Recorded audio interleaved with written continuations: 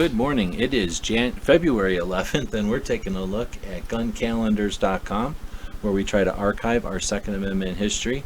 And today we have an interesting anniversary, or I guess it's an anniversary for gun websites and for cinematic history. Today is the day that the movie that we were in twice was released, at least here in Tucson, back in 2016. So if you're not familiar with the story, during 2015, if I remember right, they were filming a movie, and it was turned out to be called the movie was called 600 Miles.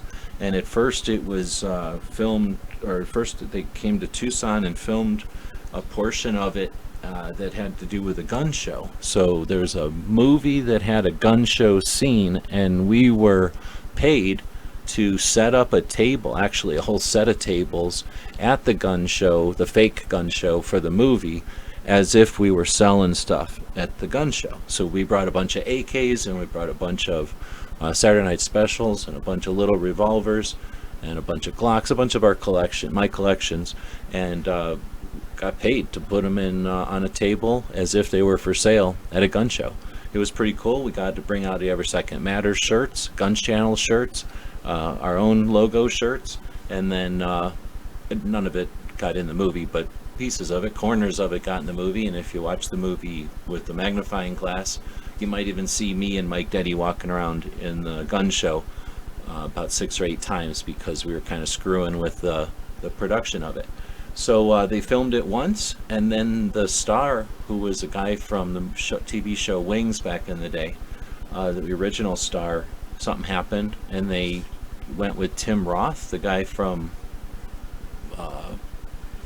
other movies, and they refilmed everything. It was pretty much the same, except with this other actor.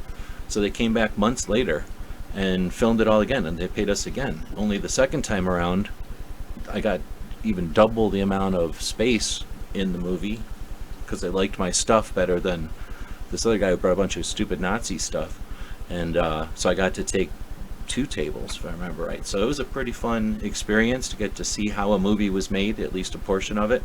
And then the movie did get debuted internationally. So Mika, one of our friends from Finland, got to fly to Spain to watch the movie debut on that side of the ocean. And then today, back in 2016, Bob from Tucson Guns and I got to go to a movie theater here in Tucson and watch the movie on the big screen. Now, it was cool for Bob because he actually had a speaking line in the movie. He got to say stuff, and then I think there's even credits in the movie at the end from Bob. His shop was in the movie, and really cool. So they filmed a bunch of it here in Tucson at a couple of the different gun shops here, and then they did the fake gun show.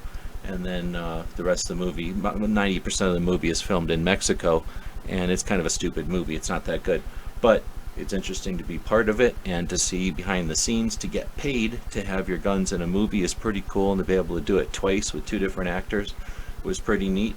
And both times I hung around with Mike Deddy, who, if you're not familiar with Mike, he's the author of Operation Wide Receiver, which was the predecessor to the Fast and the Furious, where the Obama administration let guns go illegally to Mexico intentionally as a strategy of the ATF and the current, or at the time, the federal government.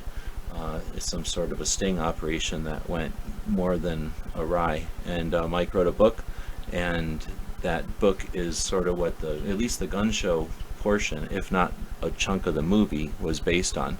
So that's why Mike was there, and we got to chat. We're friends, so we got to chat while they were filming, and just a really fun experience. And one of the things that we like to keep track of over on guncalendars.com, so that we can remember those little pieces of firearms history, even those ones like this that are specific to us. But hopefully in sharing that, we help share what the Second Amendment is all about. So if you've got stuff that you'd like to share similar to that, let us know, and we'll consider including it in the calendar. Until next time, let us know in the comments what you think.